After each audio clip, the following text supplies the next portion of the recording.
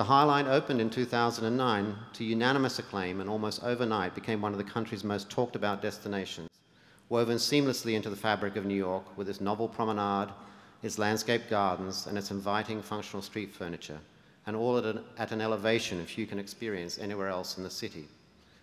Called by the New York Times one of the most thoughtful, sensitively designed public spaces built in New York, the High Line has spurred extraordinary residential and commercial development, a pattern of growth sure to continue when the third and final phase is completed in a few months, just a few steps from this commencement ceremony. At the New School, where students seek solutions that enhance the way people live in cities, your achievements are lauded as the ideal combination of smart design, respect for the environment, and understanding of community needs. For this unique contribution to New York City, its residents and visitors from around the world, the New School, and New York, therefore, is honored to confer upon you the degree of Humanities Honoris Causa.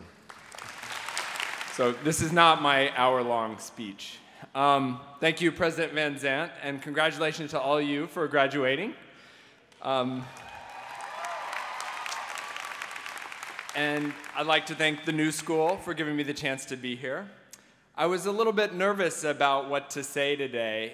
The only other graduation I've ever been to was my own, and that was about 20 years ago. And I don't remember any of the speeches at all. And I watched those videos, actually in preparation for this, I watched those videos that people send around on Facebook of other people's graduation speakers, and they seem to be mostly sort of inspirational stories, and I love inspirational stories and sort of self-help messages, and I used to actually be very embarrassed about how many self-help books I had read until we actually did the High Line, and then I felt like they actually helped with something.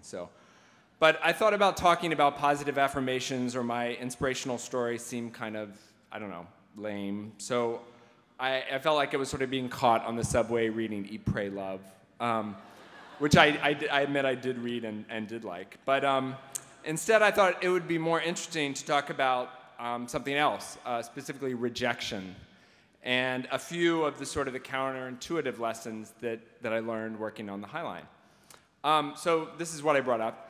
This is the stack of the rejection letters, job rejection letters I received when I graduated from college. And I kept them, and I didn't know what I was going to use them for, so this is the first time I really got them out.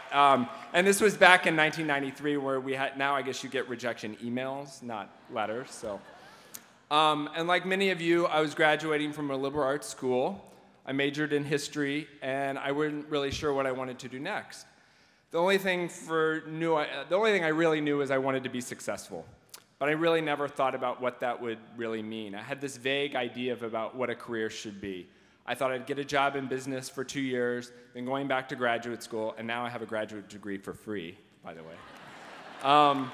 And then, you know, some kind of success and happiness would follow. I can tell a lot of y'all are already ahead of this game and probably never intended to go into a traditional business career anyway, so congratulations. But I wasn't there yet. And it wasn't that I thought I wanted to be a banker or a consultant for my whole life, but I just thought it'd be a good way to make some money and get some business experience. And honestly, that's what all my ambitious friends were doing, so I thought I should do it too. And that was really my first mistake. I spent hours interviewing and looking for jobs, but I never spent an hour thinking about what I really wanted to do with my life. Instead, I threw my energy into writing cover letters, tweaking resumes.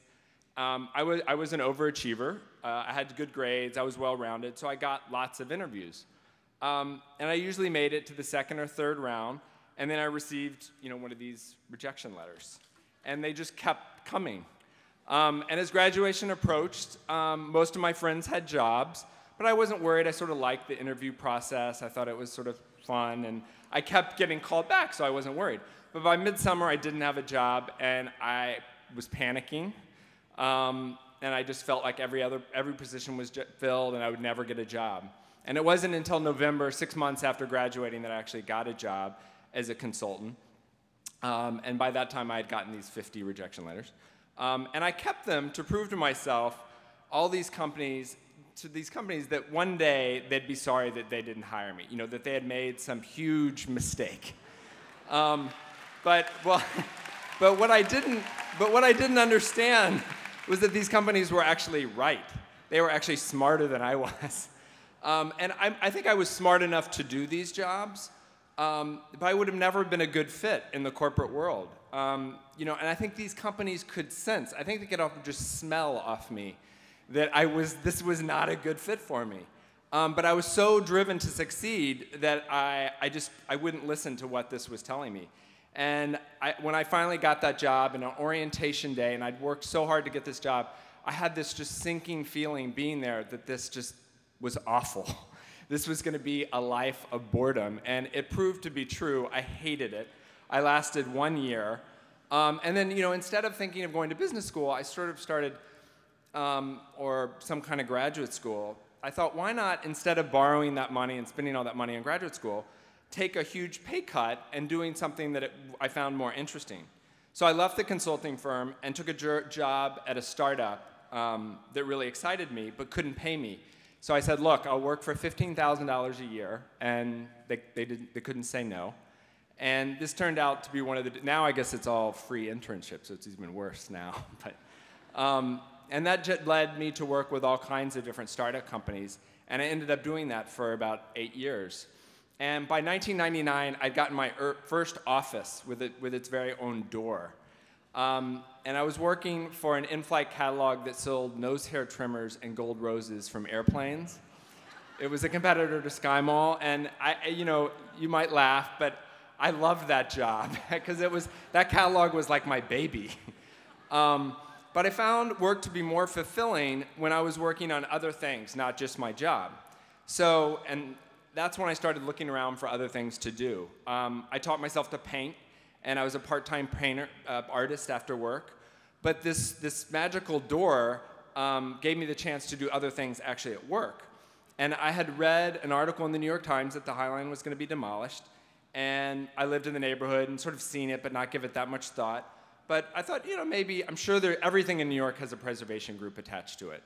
So I thought, I could, help lick stamps or help out in some ways. I asked around, no one was doing anything. And so I heard it was on the agenda of a community board meeting. And I'd never wanted to go to a community board meeting, never been to one, but I went to this one. Sat next to another guy, his name was Joshua David, and he was also interested in the High Line. But by the end of the meeting, we realized no one else was interested at all. And in fact, people either didn't care or they actually wanted to tear it down. So, like you often do, we sort of exchanged business cards, and I remember he said, well, I'm really busy, why don't you start something? And I said, well, I'm busier, you do it and I'll help, So we realized neither one of us was going to do anything on their own, so we just decided to start something together, and that's how we became Friends of the High Line. And that was 13 years ago this summer, actually. And so I've always been a dreamer, but also partly a realist.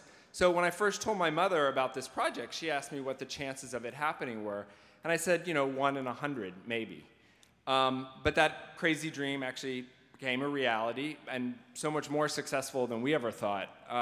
We thought about 300,000 people would go up there every year. And last year we had about 3.7 million visitors. And we get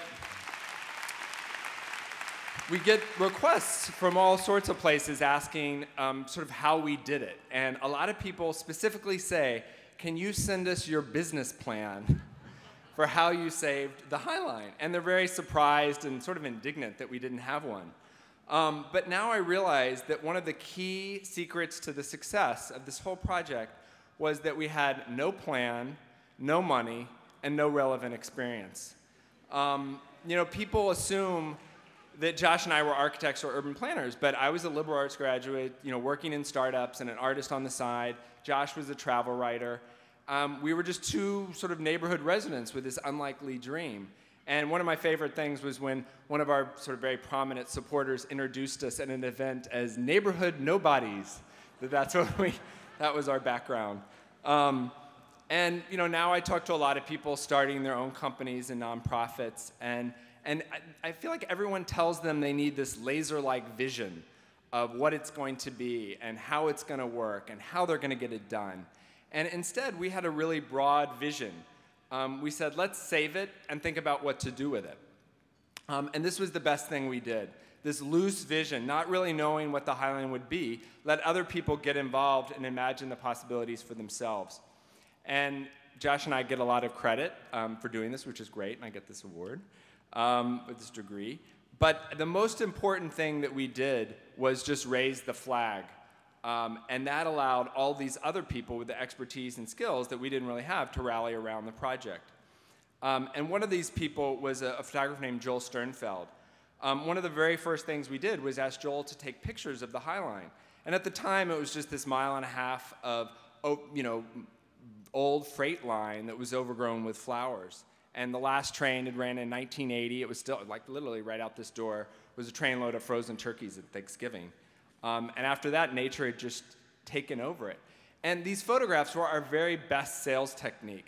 They didn't focus on what we wanted it to be. We didn't have to give these fancy narratives. Rather, these photographs helped just show others what it was and got them excited about the possibility. You know, today, most people like the Highline. And it's hard to understand that people were once opposed to it.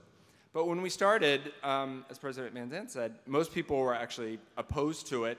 The community was skeptical. It took us 4 years to get a community resolution in favor of it. One property owner spent over $3 million in legal fees trying to tear it down.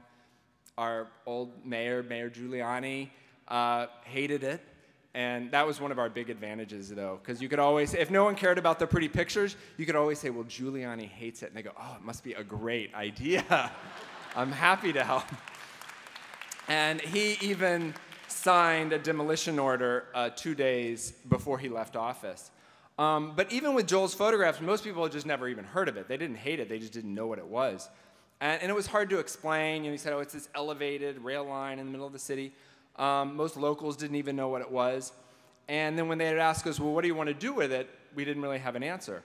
And there was a lot of pressure to come up with a very concrete design for the Highline to show people what it would look like. But rather than clarifying it, we went in sort of the opposite direction and opened it up and did an ideas competition. And we just asked people to come up with big ideas for the Highline. They didn't have to be realistic or buildable. We got more than 720 entries from around the world. And they came from all different people, not just architects and designers. We had lots of Parsons students and new school graduates, artists, local residents. And my favorite two were, one was a mile-long lap pool that would have just been amazing. And the other was an urban roller coaster, because imagine, you know, going up, looking at people's buildings, zooming down. And these crazy ideas sort of helped build a support for the project. But this is New York, where real estate and politics are king. And we knew we would eventually need to partner with City Hall to make this happen.